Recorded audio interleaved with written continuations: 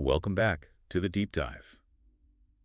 So if you've ever thought about different ways to hunt or maybe manage pests, you've probably seen air gun hunting mentioned, maybe even kind of dismissed it, right? Well, Hmm. today we're here to challenge that a little. We're doing a deep dive into the modern air rifle. We want to look at how this thing, which, you might associate with plinking in the backyard, has actually become a legitimate tool for taking game. Yeah, and that's a really crucial distinction we need to make right off the bat.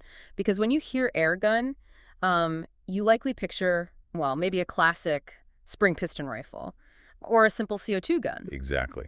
Like the one I had as a kid. Right. But the sources we looked at, they're focused squarely on the modern high-power platforms, Mm. specifically PCP rifles. That stands for pre-charged pneumatic. Okay, PCP. Let's unpack that a bit. So the mission for you, listening in, is pretty straightforward.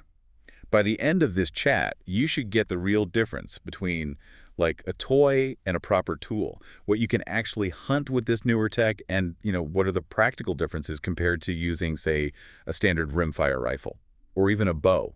And that PCP technology, that's really the heart of its legitimacy now.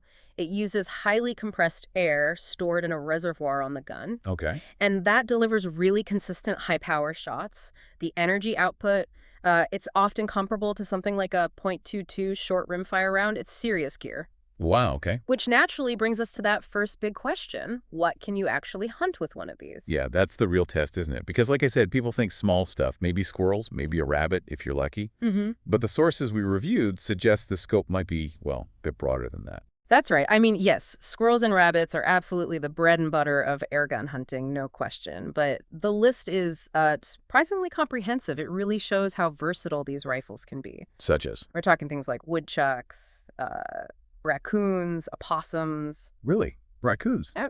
And depending on where you live, say, down south in warmer climates, air rifles are actually uniquely suited for dealing with specific pest issues, like invasive iguanas, for example. Iguanas, okay, that's specific. It is. But generally, anything in that smaller size class is potentially fair game, provided you're using the appropriate caliber and power level for it.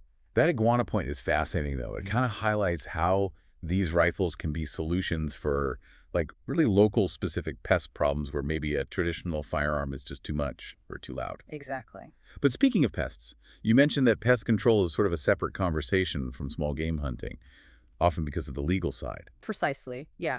Small game hunting usually has, defined seasons, bag limits, pretty clear rules. Pest control, though, that can get murky because the definition of what constitutes a pest depends entirely on the jurisdiction, your state, your county,